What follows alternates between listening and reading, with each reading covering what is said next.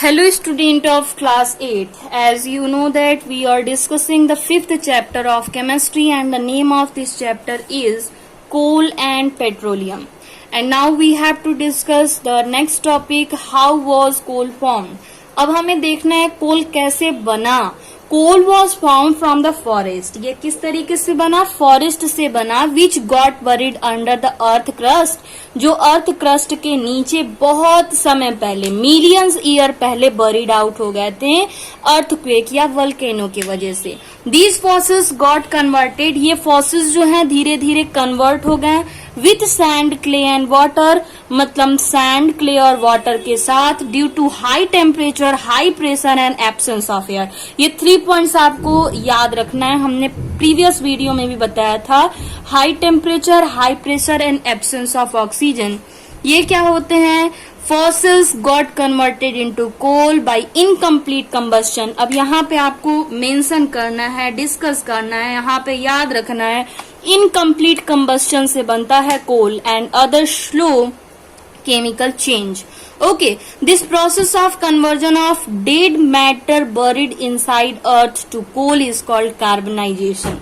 अब डेफिनेशन आपसे पूछा जाएगा तो आपका डेफिनेशन होगा, process of conversion of the dead matter buried inside the earth of coal is called carbonization. It is very slow process and may have taken thousands of years. ये बहुत slow process है और बहुत हजारों सालों का समय इसमें लगता है. यहाँ पे आप देख सकते हैं कोल के फॉर्मेशन में कितने लेयर के नीचे यहाँ पे कोल है. ओके, आगे देखते हैं. वुड गेट कन्वर्टेड टू कोल. जो वुड होता है वो कोल में कन्वर्ट हो जाता है. Would contain about the 40% carbon. Would में अगर हम बात करें तो इसमें 40% कार्बन प्रेजेंट रहता है. Depending on the extent of carbonisation, मतलब कार्बोनाइजेशन के विस्तार के बारे में अगर हम इस पे डिस्कस करें, we get different variety of coal. The various variety of coal are, देखिए सबसे अच्छा जो कोल की वेराइटी है वो है एंथ्रासाइट. 96% इसमें कार्बन होता है. नेक्स्ट है बिटुमिनस 65%, लिग्नाइट 35% एंड पिट 11%. ये क्वेश्चन बहुत इंपॉर्टेंट है, ये नॉर्मली आपसे क्वेश्चन पूछा जाता है, सो आप इसे लर्न करेंगे, याद रखेंगे. आप इस फिगर में देख सकते हैं, ये है peat coal, lignite coal, bituminous coal, anthracite coal. Okay, the different variety of coal differ in their carbon contain, volatile metal and moisture. Variety of coal जो होती है अलग अलग, उसमें कार्बन कंटेन होता है, वोलाटाइल मैटर अलग अलग होता है और मॉइस्चर के बेसिस पे इसको हम डिफाइन कर सकते हैं.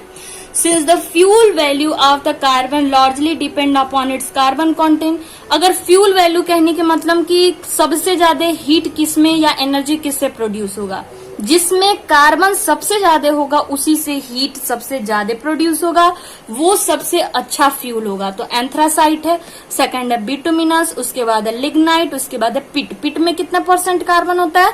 तो आप कहेंगे पिट में 11% कार्बन होता है. चलिए आगे हम बात करें. So peat and lignite are the most inferior quality. इसलिए हम पीट और लिग्नाइट को बहुत ही लो क्वालिटी मानते हैं, whereas anthracite is the most superior quality of the coal. और सबसे अच्छी क्वालिटी का कोल जो होता है वो है anthracite. Bituminous coal is the common variety. Bituminous एक नॉर्मल है, एवरेज चलता है इसमें, ठीक है, which is use for the fuel in our household and industry, जिसका यूज हम हाउस होल्ड और इंडस्ट्रीज में करते हैं. Coal provide over the 23% of the world's energy need. अगर हम बात करें तो पूरे वर्ल्ड में जितनी एनर्जी की रिक्वायरमेंट है उसमें से 23% एनर्जी कोयले से हम ऑब्टेन करते हैं. It generate approximately 39% of the world's electricity. और पूरे वर्ल्ड में जो इलेक्ट्रिसिटी का प्रोडक्शन किया जाता है उसमें 39% इलेक्ट्रिसिटी कोल से ऑब्टेन होता है. यूजेस ऑफ कोल की अगर हम बात करें तो देखिए, important uses of coal, it is use as fuel in industries as well as in our home. ये घरों में और उद्योग कारखानों में भी यूज किया जाता है. It is use in manufacture of the fuel gases like coal gas, water gas, producer gas. इन सारी गैसेस के प्रोडक्शन में इसे यूज किया जाता है। It is use as a source of organic compounds like benzene, toluene, phenol, aniline, naphthalene and anthracite. इन सारी चीजों के फॉर्मेशन में यूज किया जाता है। It is widely use in thermal plant to produce electricity. ये थर्मल पावर प्लांट में यूज किया जाता है इलेक्ट्रिसिटी जनरेट करने के लिए। About 60% of all the coal mined is used for this purpose in India. India में जितने कोल माइन है उसमें से 50% मतलब आधे कोल माइन जो है वो इलेक्ट्रिसिटी प्रोड्यूस करने के लिए कोयला प्रोवाइड करते हैं। Its use is increasing in manufacture of the synthetic petrol and synthetic natural gases. ये जो होता है इसका यूज सिंथेटिक पेट्रोल और सिंथेटिक नेचुरल गैस के प्रोडक्शन के लिए दिन प्रतिदिन बढ़ता हुआ दिखाई दे रहा है। It is use in extraction of metal. इसका यूज हम मेटल के एक्सट्रैक्शन में भी करते हैं। डिस्ट्रक्टिव डिस्टिलेशन ऑफ कोल क्या है? चलिए, डिस्ट्रक्टिव डिस्टिलेशन ऑफ कोल को समझने के लिए आपको इस एक्टिविटी को समझना जरूरी होगा। सबसे पहले हम आपको फिगर से यहाँ पे समझाने की कोशिश करेंगे, उसके बाद एक्टिविटी में दिए हुए वर्ड्स के अकॉर्डिंग आपको समझाएंगे। देखिए हमने किया क्या हुआ है, लैब में जाकर के हम क्या करेंगे कि ये जो हमारा टेबल है, इस टेबल पे हम एक बर्नर पुट आउट करेंगे और एक स्टैंड ले लेंगे और इस स्टैंड से हम क्या करेंगे कि एक बॉइलिंग ट्यूब को हॉरिजेंटल वे में यहाँ पे हम इसमें प्लेस करेंगे और एक यहाँ पे एल शेप का ट्यूब लगा देंगे, एक दूसरा एल शेप का ट्यूब लगा देंगे और उसे हम कनेक्ट कर देंगे एक सेकेंड टेस्ट ट्यूब से और इस टेस्ट ट्यूब को हम स्टेबलाइज कर देंगे इस स्टैंड की हेल्प से। चलिए, हमारा सेटअप कंप्लीट हो गया। अब हम क्या करेंगे कि ये जो हमारा ट्यूब है, टेस्ट ट्यूब, इस टेस्ट ट्यूब में थोड़ा सा हम कोयला का पाउडर रख देंगे। केवल कोयला रखना और कुछ नहीं रखना है। कोयला रख के और इस बर्नर से इसको देखिए हम काफी अच्छे से यहाँ पे सील कर देंगे, इसे भी सील कर देंगे। ये कॉर्क लगा होता है, सील करने के लिए कॉर्क का हम यूज करते हैं। यहाँ पे 1 होल का कॉर्क है और यहाँ पे डबल होल का कॉर्क है। कॉर्क समझ रहे हैं? रबड़ होता है, रबड़ का बना हुआ एक आप समझ लीजिए कवर होता है ढक्कन टाइप का। ओके, तो यहाँ से हम क्या किए कि कोल को अब हीट प्रोवाइड करेंगे। अब देखिए इस कोयले में से जब हीट प्रोवाइड करेंगे तो टोटल 4 इसके एक्सट्रैक्ट निकलेंगे। मतलब कोयला जब गर्म होगा तो 4 चीजें इससे निकलेंगी। क्या निकलेगा? सबसे पहले यहाँ से देखिए ABCD ऐसे करके दिखाया गया है। यहाँ से सबसे पहले निकलेगा कोल गैस और ये कोल गैस क्या होगा, इस पाइप से निकलते हुए यहाँ चला आएगा। ओके, आगे हम देखते हैं अमोनिया, कोल तार और यहाँ पे कोक। ठीक है, अब कैसे निकलता है इसे हम एक्टिविटी में एक्सप्लेन करते हैं। Take 2 hard glass boiling tube A and B, put the some powder coal in tube A and feed in the horizontal position as in the figure given below. Take some water in the test tube B. Test tube B में थोड़ा सा water लेना and fix in the vertical position.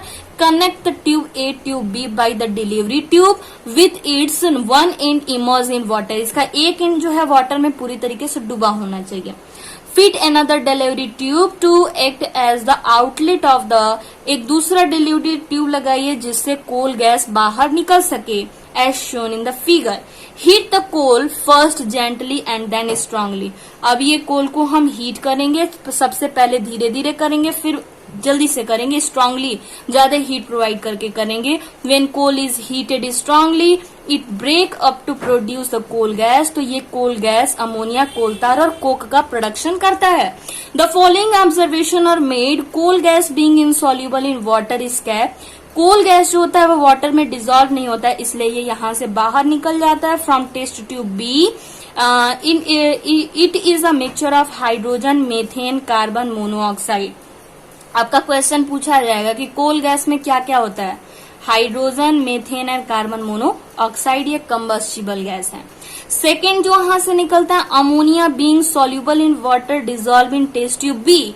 ये test tube B में आसानी से dissolve हो जाता है and form ammonium hydroxide called ammonium liquor. ये अमोनियम का हाइड्रोक्साइड बना लेता है जिसे हम अमोनियम लिक्वर कहते हैं। इसका फॉर्मूला हो जाएगा NH4OH।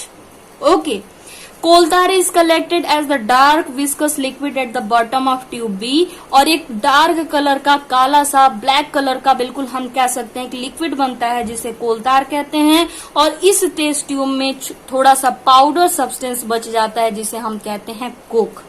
ठीक है, एक्टिविटी समझ में आया? आई थिंक ये क्लियर होगा। इसी के बेसिस पे हम देखते हैं कि इसको हम कहते हैं डिस्ट्रक्टिव डिस्टिलेशन। डिस्ट्रक्टिव डिस्टिलेशन तो समझते हैं यहाँ पे। Coal contain many valuable organic compounds apart from carbon when coal is burn in present of air. जब कोयले को एयर के प्रेजेंस में जलाया जाता है, the compounds are also lost during the combustion. Therefore, the various method has been developed to remove these valuable compound from the coal before it is burned. One of the method used for this destructive distillation of coal. इस method को हम destructive distillation of coal कहते हैं. This process can be explained by the activity. This process of heating coal to the high temperature above 1000 degrees Celsius in absence of air is called destructive distillation. ये हो जाएगा आपका definition destructive distillation का। Okay, और the pyrolysis, या इसी को हम पायरोलिसिस ऑफ कोल कहते हैं, the various product obtain coal gas ammoniacal liquor क्या होता है, NH4OH ammonium hydroxide, coal tar और coke. Okay, uses of the product of destructive distillation of coal. अब हम देखते हैं कि डिस्ट्रक्टिव डिस्टिलेशन में मिले हुए जो प्रोडक्ट हैं उनकी यूजेस क्या होते हैं। Ammonium liquor is use in the manufacturing of the fertiliser and ammonia gas. इसका यूज हम फर्टिलाइजर बनाने में या अमोनिया गैस बनाने में यूज कर लेते हैं। Coal tar is black viscous liquid, it is mixture of the many important compound which are also separated and use for the examples benzene, toluene, naphthalene, ETC and pitch. Pitch is the residue left.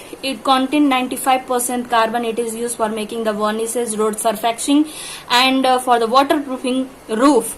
Coal is 98, ये याद रखेंगे, ये बहुत important question है। कोल में 98% carbon होता है। इसका यूज क्या है, स्मोकलेस फ्यूल बनाने में, as reducing agent in extraction of metal, metal को निकालने में, मतलब उसके ओर से मेटल को एक्सट्रैक्ट आउट करने में इसका यूज किया जाता है। It is use for making the fuel gas like water gas and producer gas. अब देखिए यहाँ से क्वेश्चन है कि वाटर गैस और प्रोड्यूसर गैस में नॉर्मली लोग परेशान हो जाते हैं।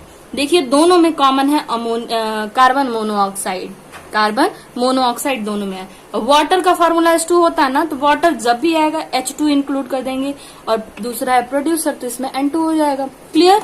तो अभी के लिए बस इतना ही। नेक्स्ट वीडियो में हम डिस्कस करेंगे पेट्रोलियम के बारे में। Thank you.